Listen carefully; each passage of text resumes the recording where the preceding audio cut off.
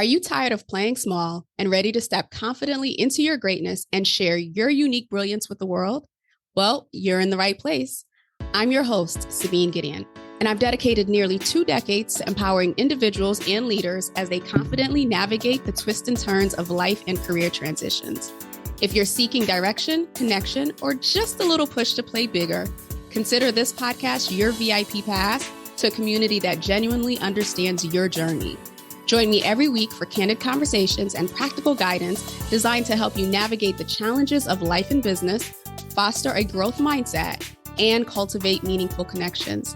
It's time to embrace your inherent power, define your unique purpose, and prosper in every aspect of your life. Let's get started.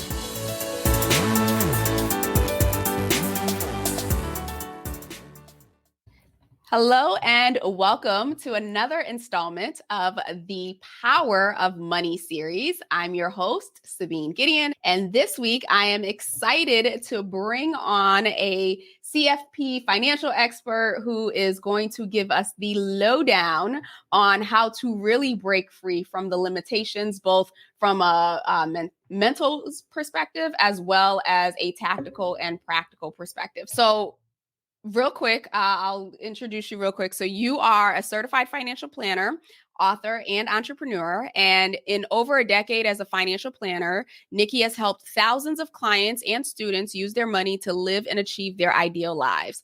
And guess what? She walks her talk. One of her most significant personal financial achievements was retiring her husband, who was in his 30s at the time, from a teaching career so they could live their best lives as both entrepreneurs and new parents. With that, welcome to the show, Nicky. I would love for you to, before we get into the details of how you do what you do in empowering lives, share with us a little bit more about your professional journey and, what led you to this place.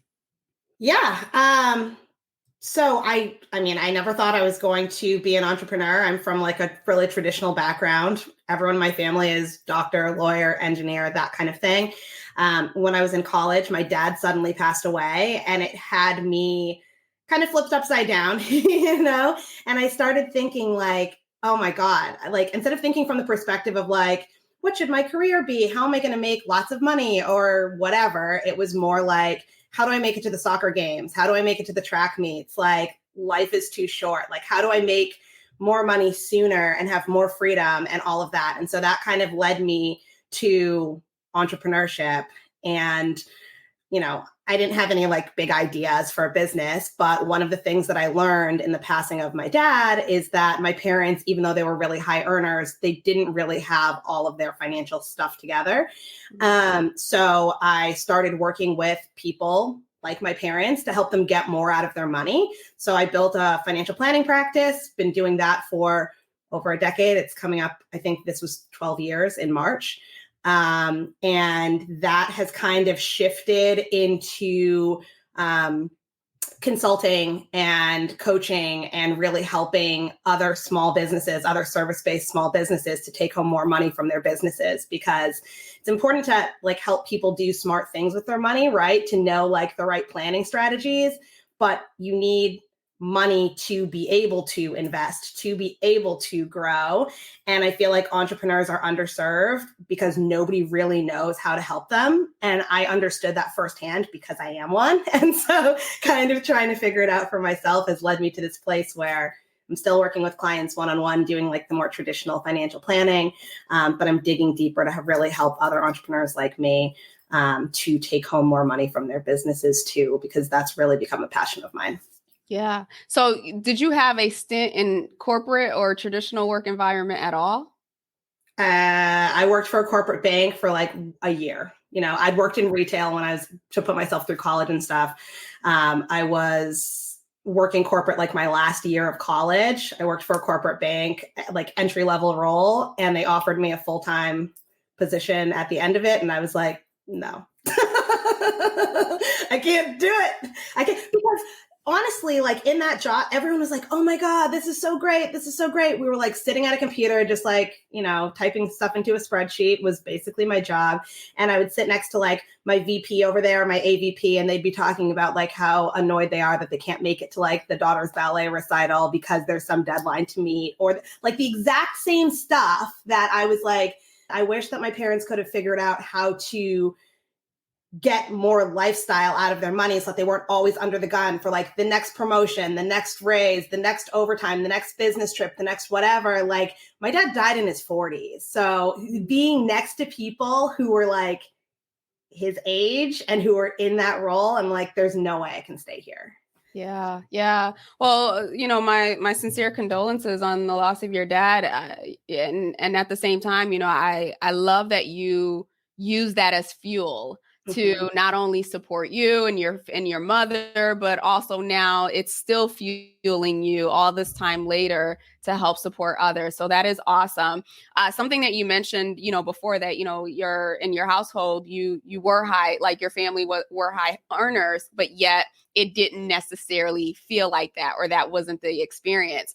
And, some of the conversations that we've had during the series is that your starting point, or whatever amount you may have had as a child, whether it was a lot, a little, or just enough, or whatever the case may be, there's a lot of messages that we've internalized based on the experiences and based on the conversations that were had and or not had around money in the household. So as you were growing up, before you discovered, the truth, like, were there conversations around how the family made money, how they managed money? Were you involved in those types of conversations, or was it just, once you had to, that's how you figured out, we weren't in the best place?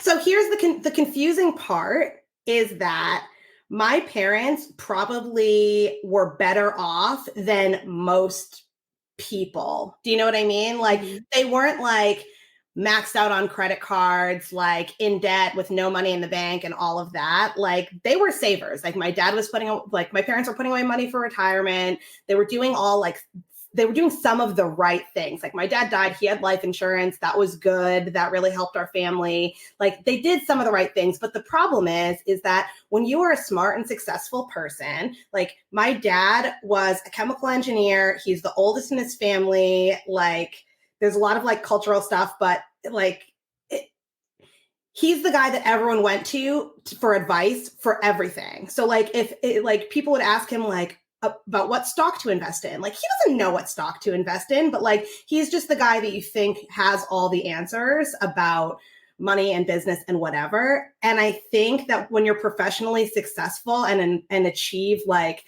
a level of success in your professional life, you have that image to maintain. So it's almost like you can't ask for help. So I think there were two pieces of it. Is like on one hand, I think my parents always thought that there was never enough. Like we're a family of 6. There's 4 kids to put through college and do all of those kind of things that they wanted to do or felt like they needed to do to be able to like do better for us than their parents could do for them, because neither one of my parents came from money, period. But then the other piece of it is just like, who do you ask for help? And do we even have enough? Like, do we even make enough money to get help? And it's like, they were making multiple 6-figure salaries. Like my mom made 6 figures, my dad made multiple 6 figures, and they're both like very smart people. But when you have a house in a nice neighborhood, 2 cars in the driveway with your 16-year-old getting ready to drive and like all of those things, I'm preaching to the choir, right? But like, it feels like less and less and less. Everyone thinks that $100,000 is a lot of money until they make $100,000.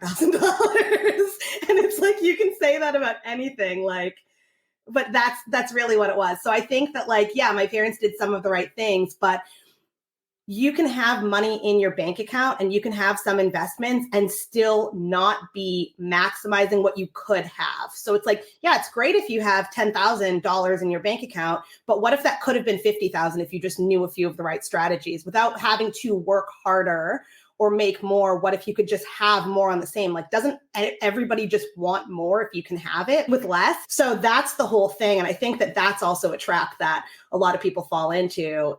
And it's a natural one, is like, oh, well, this is good enough. This is better than other people. This is whatever, like, we're fine. And it's like, but is it really fine if you could have double what you have now with less effort, if you just asked for help or just had the right resources or just, admitted that you don't really have all the answers, but you're open to it? Yeah, those are really great points. Like we are conditioned, go to school, do well, get your job, and move up the corporate ladder and get your incremental raises or your promotions or whatever the case may be. And that's kind of the societal flow, if you will. But then there are a few divergents who are kind of like, okay, no, like I want more. In my particular case, I was that divergent where I was just like, there has to be more to life. Money wasn't initially the first driver. It was more of like the impact and the work that I was doing. But even then, you're fighting against a lot of resistance, both within yourself. Our stories couldn't be more different, drastically different as an immigrant from a third world country. But there was a lot of fighting against myself and the things that I had believed to be normal. Even though I wanted more, I saw others with more, and I had a faint hint that more was possible. There were still some cultural, societal norms that said you should be okay with X, right? And when I started my business, that whole, illustrious, like six figures, get to 100,000. That was the goal. That was like not the highlight of success, but that was definitely, okay, once you're there, then you're quote unquote successful. So for those who are listening, especially if they're in a corporate environment and they're feeling that I want more, but I'm limited because of the market or because of my job or because of whatever, how do you advise your clients, or how do you help support them in pushing past those barriers and those paradigms that kind of keep them stuck in this space of this is my box and this is as far as I can go? I don't know if this is like kosher to say, but like, I think part of like the societal and family and whatever pressures to like stay small or to like want less is like a protective mechanism. Like the same things that made like my family members and close friends tell me like, don't start a business, it's a bad idea, you should just get a job, blah, blah, blah, is the same kind of thing that it's like, you should be happy with 50,000. Why do you need 100,000? You should be happy with this role. Why do you need to make a lateral move? Why do you need to, right? Because like the people who love you are scared for you in some ways. They're scared for themselves too, right? Like it's like a self-preservation thing. It's like, ooh, I might have made some past mistakes that didn't work out or taken some past risks that didn't work out. And now I see that this might happen to you. So I want to protect you. So I think a lot of it is protection. I mean, some of it could be like jealousy or like, whatever. But I think it's okay to want more, but also realize that you can do a lot with less too. And I think that's the thing. I think that there like becomes a problem when it's like, oh, I can't get what I want at 50,000. That's why I need to make 100,000. Oh, I can't get what I want still at 100,000. So I need to make 200,000. Oh, I can't get what I want at 200,000. So I need 300,000. The goalpost is always moving, right? I have a client who I've been working with for several years who never made more than $90,000. Like when she retired, like she's about to retire, she makes like $89,000. She's a single mom. She owned at one point 10 different rental properties. She has an investment portfolio. Like you can be a millionaire or like a multimillionaire, never making more than $80,000 a year. She owns a house in like a really nice area. The Millionaire Next Door, that book, The Millionaire Next Door, if you haven't read it, it's really good. Like the thing about The Millionaire Next Door is like being a millionaire isn't hard. Like we like to make it hard, but you don't need a lot of money. You don't need a huge income to be able to to make $1 million and to have $1 million in the bank over the course of your lifetime. You need to get good at negotiating like what's important to you or not. So if you can't get what's important to you at X income and still be able to build wealth and create a legacy, then you need to go after more. And there's nothing right or wrong about that. It's just like what's right for you.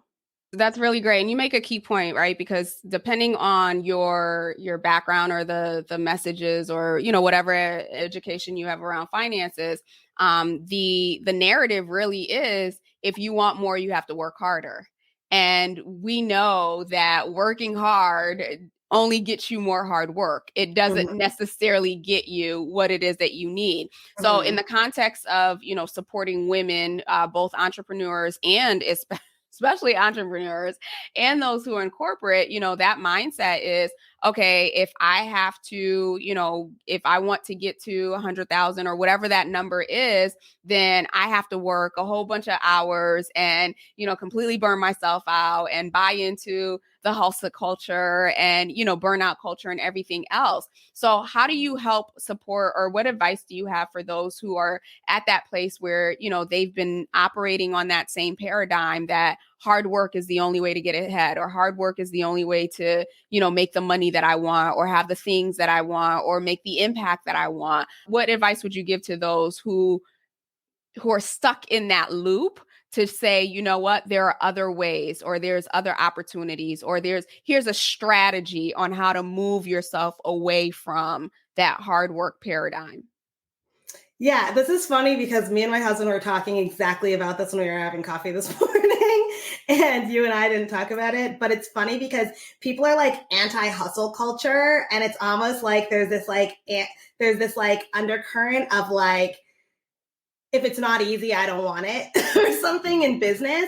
And I think there's some good to it, but I feel like it's been like overblown. I think like hard work is required. Like some hustle is required. If you have an NBA play, like an elite basketball player in the gym, in summer camp, giving hustle, like you want someone on your team who has hustle, but within reason. Like you hustle at practice, you hustle, you give your all for the game, but there's boundaries around it, because if you get hurt, your career is gone, right? So you can't burn the candle at both ends. And I think that like that's the missing piece in corporate America and in like the business world, is like, yeah, you have to figure out a way to use your skills and your resources so that you're not burning out, so that you have boundaries and you have a framework to be able to make what you want to make within the confines of healthy boundaries. And so it's like, yeah, you can work 3 jobs to make $100,000 or $150,000 a year and never see your kids and get sick all the time and just it be for nothing. Or you can figure out how to develop and build the skills to make $150,000 a year in a normal 40-hour work week.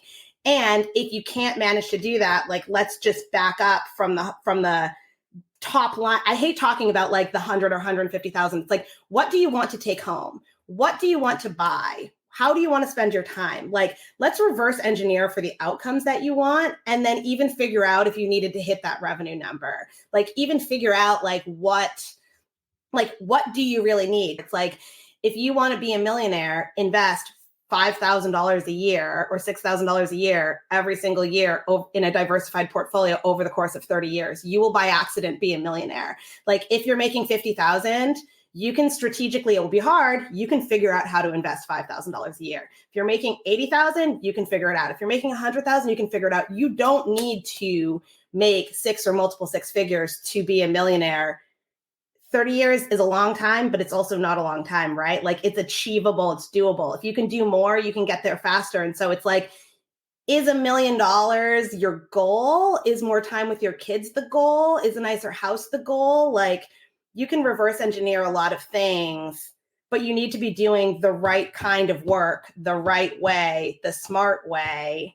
And that's what I think is lost, is like, yeah, work hard, but work hard at the right things. And when it's clear that something's not the right thing anymore, you need to do something different, no matter how uncomfortable it is. And like, that's the advice, right? Like, it's not entrepreneurship is better than corporate or whatever, or vice versa. It's like, what works for you and what engineers the outcomes that you need and want for your life. And I don't think enough people talk about it in those terms. Yeah, I completely agree. I've been reading several books now, and one of the books talked about financial literacy is really not the answer, right? It's the financial efficacy, right? It's really understanding how what you're doing is impacting or moving you towards your goals.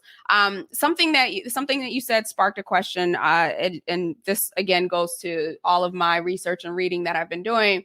Oftentimes they say that a lot of certified financial planners or CPAs or people who are in the space where all they do is deal with money. Unfortunately, while they can do great for their clients, their balances don't necessarily always reflect what they're able to perform. But in this case, you've proven it within your household, within your family, and of course within your family now. So what do you think it was the differentiator for you in being able to literally walk the talk, if you will, in your life and in your personal life, as well as in support of what you do for your clients?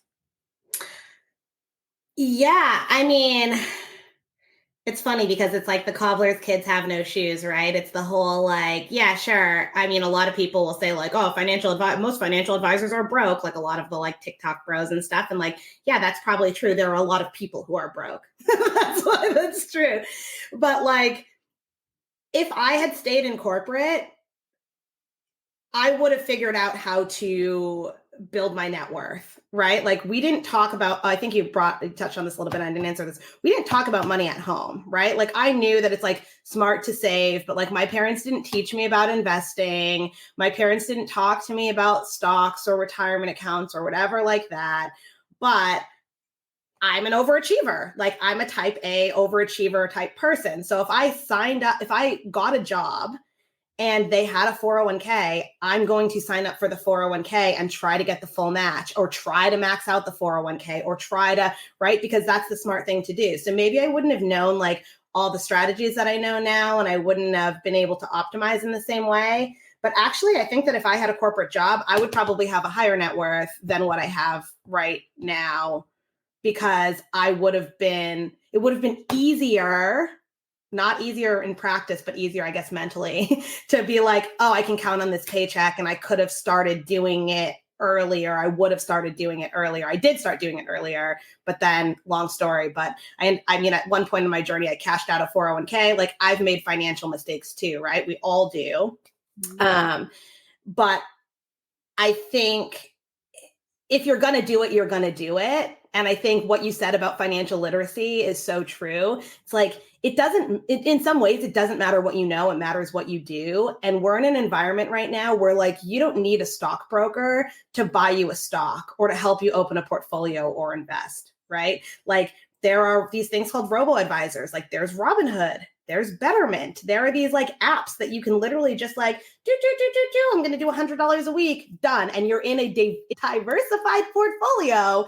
You're in a portfolio that should average 8 to 10% a year for the rest of, as long as it's invested, and you can get to where you need to be with low fees and with good growth very easily. You don't need to know the difference between an asset and a liability.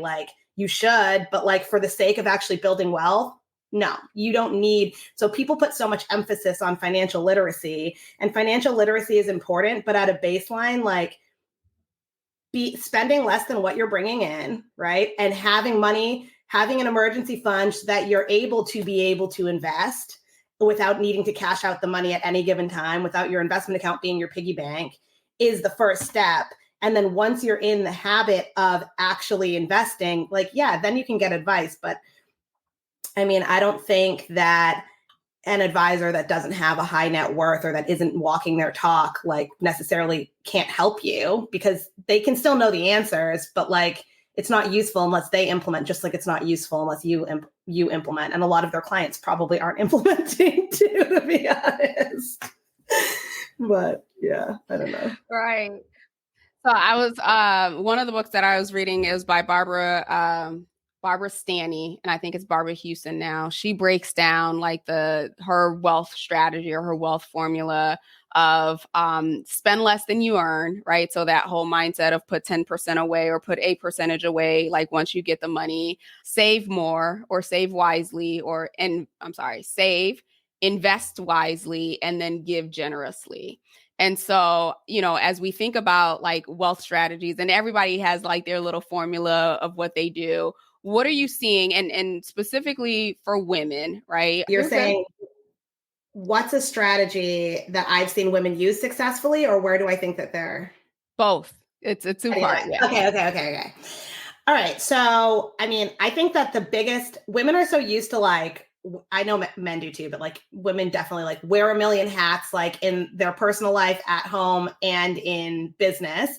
And it's like you're used to like juggling so many balls and having to just like do things, not half-assed, but like just get things done, like even if it's not perfect. That I think that once things start going well, it's really easy to just like mess it up. I don't want to swear on this, but like it's like, oh, okay, I'm making money. This is working well. Okay. What else can I do? You know what I mean? It's almost like that shiny object syndrome. It's like we have like an itch, and I'm like this too. But I feel like you need to, in order to be successful, you need to be able to get to a point of maintenance and stay there. Like there's something that's lost in the like, onto the next thing, onto the next thing, onto the next thing, because there's a learning curve with everything. And in order for you to really be able to like get the full benefit from whatever you're doing, you need to be able to do it well. And you can't do something well the first time that you do it, right? Or you can't, or at least if you do it well, like maybe it was a fluke and you can't be confident yet that you have like even a basic foundational level of like success, if that makes sense. So I feel like I see that a lot, that one of the things that I think trips women up is like, okay, so I did that thing, what's next? And you're always looking for like the next better thing, and not just like resting in the like, okay, this is good. Because I think that that is how you actually keep more of what you're earning. You did the hard work to build the business, to do the course, to invest the money. And like, now you have to let it work. Do you know what I mean? And you have to like reevaluate, and you have to be able to like take a breath and say like, I have the space to be able to see like, is this working? Is this good? If it's good, should I do more of this? Should I do the same of this? Or should I do less of this?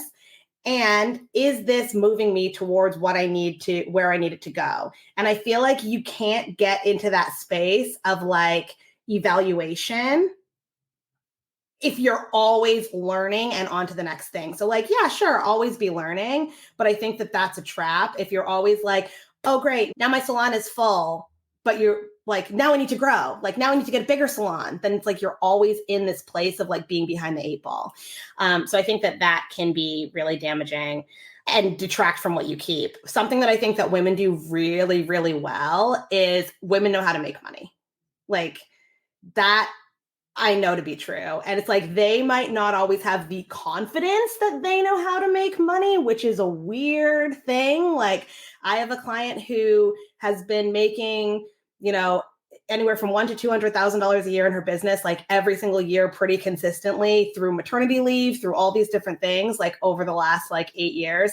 And still she like questions whether or not she can do it again next year. And her business hasn't changed, but it's like, you know how to make money. You know how to make money in a space that you're still able to give to yourself, give to your kids, give to your business, give to your clients. Like women are very, very good at being able to like do the thing. And I think that that is like a really unique, whether it's in business, whether it's in a corporate role, like I feel like women are like generators. And I think that it comes from the place of like needing to take care of everyone around us, that it's like, all right, I have to make sure that everyone else is good. So I need to make sure that I can like put food on the table and I can do the things. So yeah. You bring up a really great point, especially around the confidence, because that's a part of this this piece too, right? So it's one thing of not knowing what to do, and it's another thing of knowing what to do but not feeling confident that you're doing the right thing or that you're on the right path or that you'll make it or you're successful or anything like that.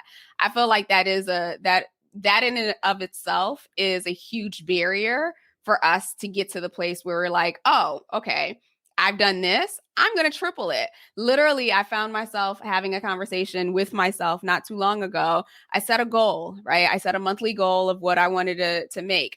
I hit the goal the first month. And then like, naturally, well, maybe not naturally, but like the first thought that came through was like, you should double it for next month. And immediately it came through, no, this might just be a 1 month thing. Like, let's let's see it happening for a couple months before you go and, add to it or whatever the case may be. And it wasn't until a couple of days later that I was thinking about, this conversation that I had in my head. And I was just like, where did that come from? Where did that come from? It was like this. I decided in that moment that I was going to limit myself to prove that this was a viable thing before I would even, up level to that next step. And I know I'm not the only one that does this, No. right? And it's not even just like, it doesn't even have to be about money or anything like that. And so, I mean, not that there are any right answers here, but how do we start to recognize those patterns and break some of that in our own selves when we're doing that, to pattern interrupt and go for the big goals, like go for the things that we want. And even if we don't make the mark, even type A people, even if we don't make the mark, it's okay. You just doubled something that, you 2 months ago didn't even think was possible.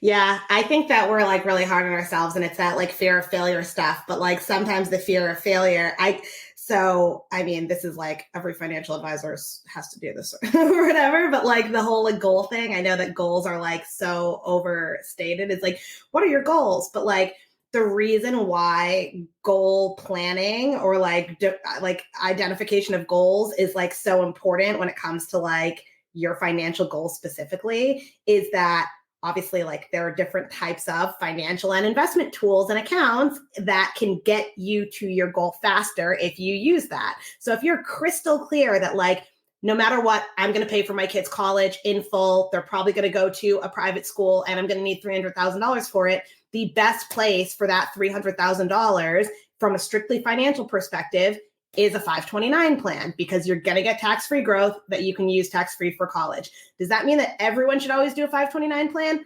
No, because everyone's situation is different.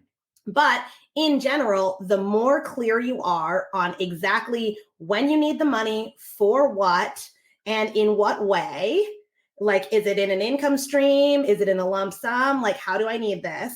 The harder your money can work for you with less effort, the less money that you need to use to be able to achieve that goal, right? But when I'm talking with clients about like what their specific goals are, it's so easy to make goals either so easy that it's like, okay, you're going to achieve that by accident. You can buy that new car like without any planning at all. I don't even know why we're talking about this. Or they are so crazy that it's like, it's good to have big goals, but like to have a goal so big that it literally can't be planned for because you're just making things up, because there's no way that based on what you have right now and based on what you're earning right now, you could get there. You would have to do like 10 different things and 10x your revenue and blah, blah, blah to be able to get there. Like that's not helpful and that's really damaging. But I feel like the reason why we do that is fear of failure. Is if you put that goal that's like spicy, that's like, it's like, it would be really hard for me to get here, but it would be really freaking cool. And I know I could do it. It would be hard, but I could do it. But if I just increase my revenue a little bit and I could just buckle in that a little bit, like I could get it. Like those are the goals that like you really want to solve for. Like having goals like that, like being able to stretch like that is the only reason why my husband's retired right now. Like, because I wasn't afraid to write that down. And it was hard. I used to never write in pen. This is stupid, but like I used to not be able to write in pen because I didn't want to write something down and not be able to erase it if I didn't achieve it.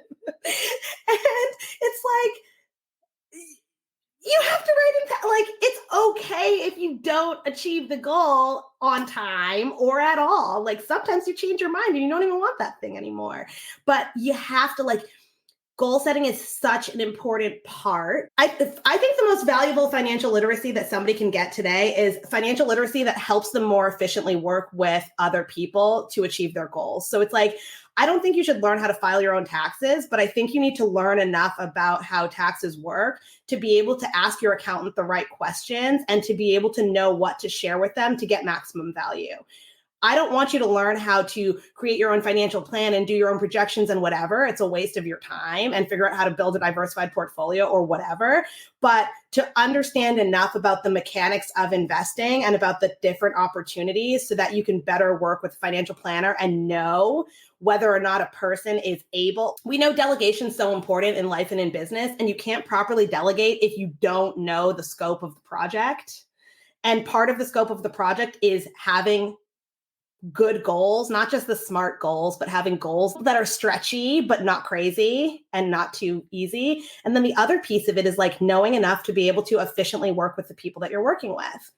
Because I think that people like, oh, I hired a financial advisor, I hired a CPA, I hired a bookkeeper, but my numbers are still a mess. I don't know anything, blah, blah, blah. Like, this is such a common thing. And it's like, well, that's because you've already chosen not to take ownership of your finances at all. And you're saying like, I don't know this stuff, take care of it for me. And like, there's only so much that somebody can do for you with your finances when they don't have the intimate knowledge of what you actually care about, what you're trying to achieve, how many times you've changed your mind in the last week, whatever is important, and like all of that, right? So anyway, I'll stop the rant now, but I think that there's something there. Yeah. No, you're absolutely right. And they do say no one cares more about your money than you do. So you have to take that leap. And you make a really great point. And I think in Robert Kiyosaki's book, Rich Dad, Poor Dad, he mentioned that too, that it's not about you learning all of the components, if you will, of anything. It's more of you having that understanding so that you can be wise when you're asking questions. And, goes back to what you were saying before, and being okay to ask, right? Being okay to go to a financial advisor, maybe not the person that you're looking to hire, but to simply ask the question, like, what should I know? Like, how do I know someone's a good financial advisor? And learning and understanding. And, I'm hoping for those of you who listen to the podcast that, that your wheels are starting to spin and you're starting to question, how much of my control or my understanding or my awareness of what's available to me have I, not been paying attention to? And better yet, what questions have I not been asking that I need to start asking right now?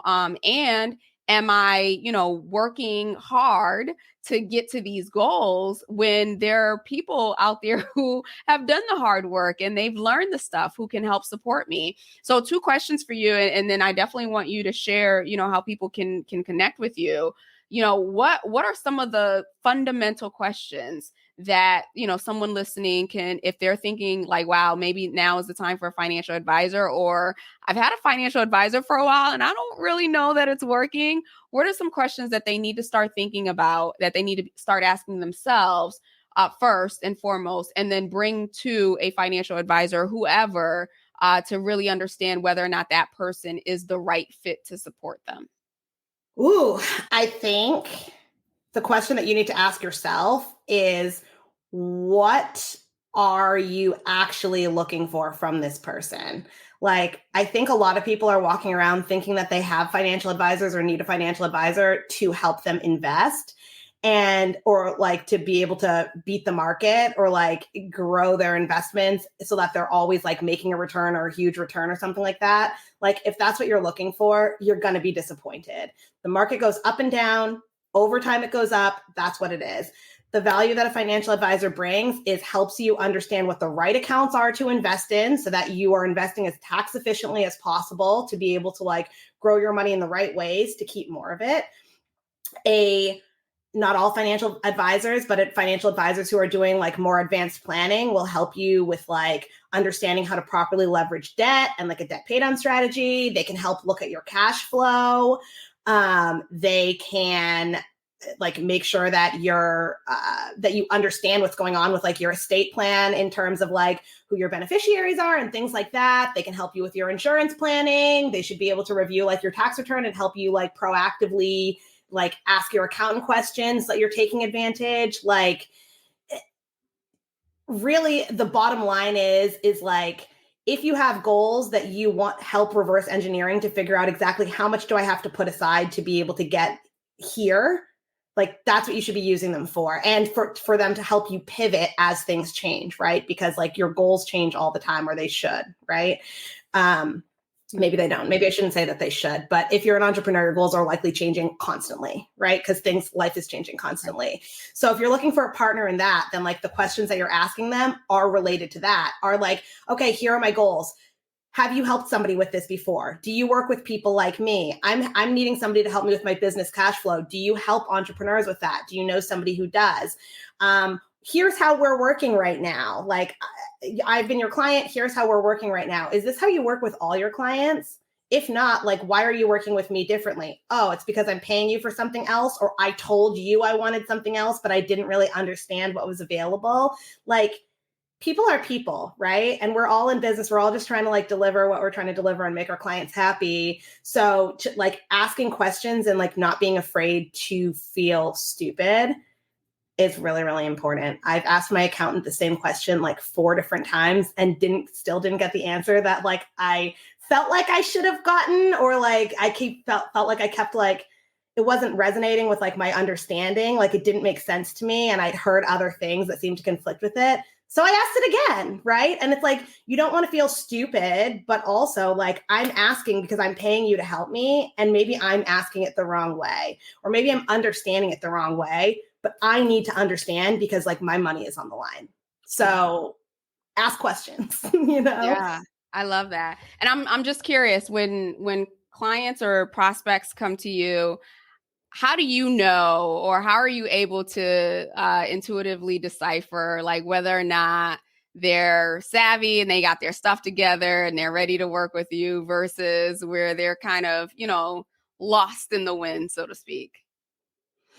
You know, I actually don't care if somebody who works with me is like savvy or novice or whatever. Like part of my process is I require everyone who is thinking about working with me to give me all of their financial stuff. So like I see their tax returns, their pay stubs, their bank statements, everything.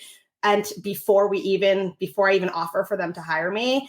And I'm basically looking at like how much of a mess their stuff is, what they're telling me that they want. And then I'm looking and seeing like, is this a puzzle I think I can solve? Like, do I think I can fix this? And do I like this person's personality? Do I believe that they're going to show up? And do I believe that they're going to take ownership of their financial situation? Like there are some people who will try to hire somebody and then they just want to tell that person what to do, or they don't want to implement anything that you say. And like, there's no point of that, right? Like, I don't just want to take your money and have you never listen to me. If you don't listen to me, like, we shouldn't be working together, because why are you hiring an expert whose advice you don't want to take and implement? So I think that it's more like, for me, personality fit is really important. I feel like my clients can be really vulnerable with me, and they are, and I love that. And I think that like, if I was working with a financial advisor who like, I felt was like shaming me for like my spending decisions or for like my goals or trying to like push their agenda on me, then like, that's not a good fit, because the entire point of having somebody work with you is for them to help you make smart financial decisions. And smart financial decisions are the right ones for you, are the ones that help your money better support your life and your goals. There's no like right answers when it comes to money. So if you have the feeling that like the person who's working with you thinks there are right answers that everyone should do, or like is like not on the same page as like what you're trying to co-create, like, you don't need them. There are a lot of financial advisors out there, right? Yeah, that's helpful. I remember earlier on in my career, I had a couple of people in my network who are financial advisors, and of course, they offered to support me. And like my first mindset was like, I don't have my stuff together. Like, there's no way I can work with a financial advisor. Like, it's a hot mess back here. And I do think that well, in retrospect, I wish I would have taken them up on the offer, but I do think that that's a thing that a lot of people, especially women, have in the back of their mind. Like, my stuff is not together, so I can't work with a financial advisor, versus I should look to work with a financial advisor, or at least have someone look at my stuff who is in that space to give me at least a starting point on, what to do to get my stuff together.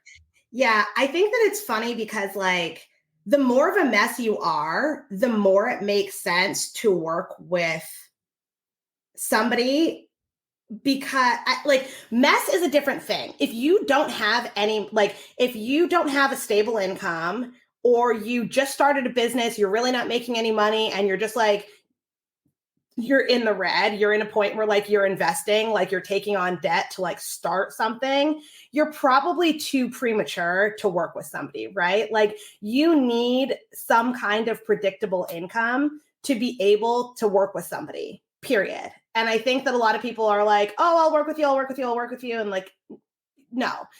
But if you're not making the money that you want to make, but that's been the case for several years, this is kind of your reality and you're living your life and paying your bills and whatever, like then you probably need a plan around that, right?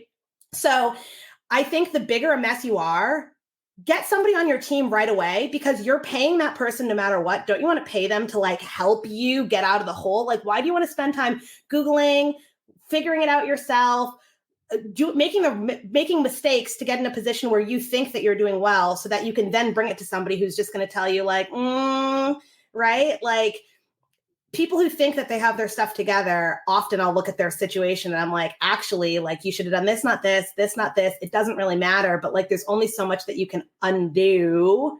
Like the opportunity is to be able to like start sooner, right? Like time is of the essence. So yeah. Don't be embarrassed. They've seen a lot worse shit than you. Thank you for that. Oh my gosh, this has been such a great conversation. Of course, I can keep you here for hours, but I won't do that to you. So for those who are listening, if they're thinking to themselves, like, you know what? I'm not sure if I'm ready for Nicky, but I want to have a conversation with her.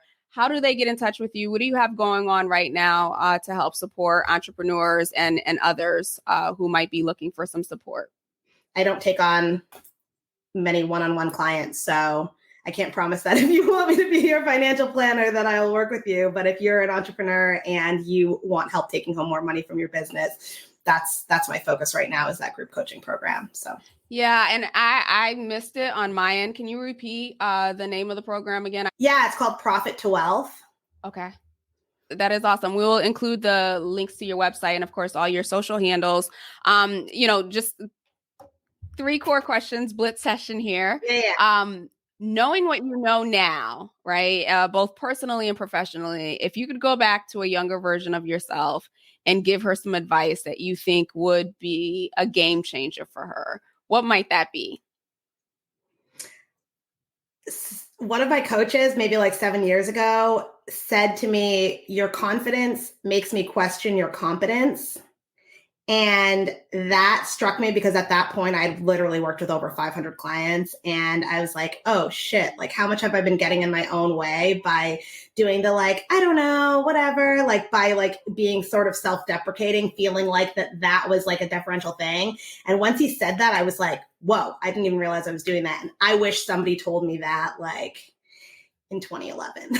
Like, be confident, because no matter how competent you are, no matter how great your skills are, if you're not showing up as confident, people aren't going to believe you.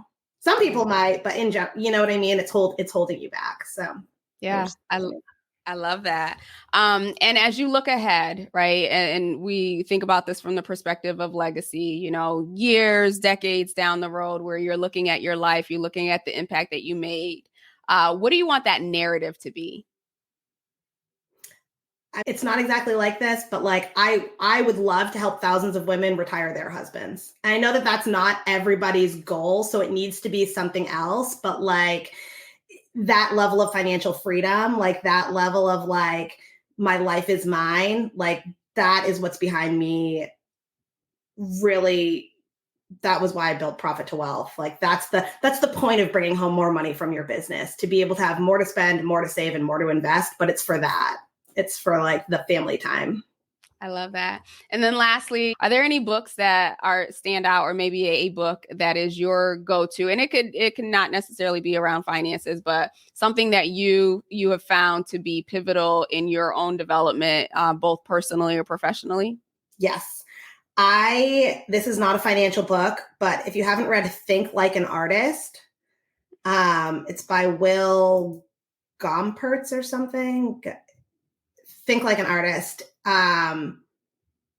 Great book for any leader. The lessons from it really help with like the confidence building and really help with the understanding of like it's that like, oh, why would I buy this painting for $100,000 or whatever? It's like, or whatever. Why are you charging your client $10,000? It's like, well, I spent $100,000 to get the skills that it requires to be able to teach you this for $5,000 or whatever. It's like that, like living creatively, but it's like leaning into your expertise and like confidence in your expertise. There are a lot of like really good lessons in that book. And I've read it like a dozen times probably over the last like 5 or 6 years. Okay, awesome. I have not heard of that one, but definitely will be adding it to Audible, and we'll include it in the show notes. So for those of you who are listening to the podcast, be sure to go to sheleadsnetwork.com and go on the podcast tab, and you will find it there. With that, thank you so much, Nicky. You've been it's been such a great conversation. So for those of you who are listening to this, please do connect with Nicky on all of the social platforms that we'll include in the show notes, and just reach out and ask questions if something has really sparked some insight for you, or something that you're dealing with. Don't be afraid to ask. That's the whole purpose of this. We want to help more women heal their relationship with money and create, keep, grow, expand, whatever, more of it to the extent that we can. So with that, thank you for tuning in. We will be back next week with another amazing female leader. Again, Nicky, thank you so much. Have a great rest of the day. Hope you enjoyed this week's episode. If you found today's conversation helpful or got a piece of insight that you plan to implement in your life, I'd love to hear from you. Connect with me on LinkedIn at Sabine Gideon and send me a message, or feel free to leave a review on either Apple or Spotify. I also invite you to share this episode with anyone in your network, another powerhouse possibly, who you think might benefit from today's conversation. Lastly, as always, any links, any resources, or any upcoming training is included in the show notes, so be sure to check that before you leave today. Until we chat again, have a blessed and powerful week.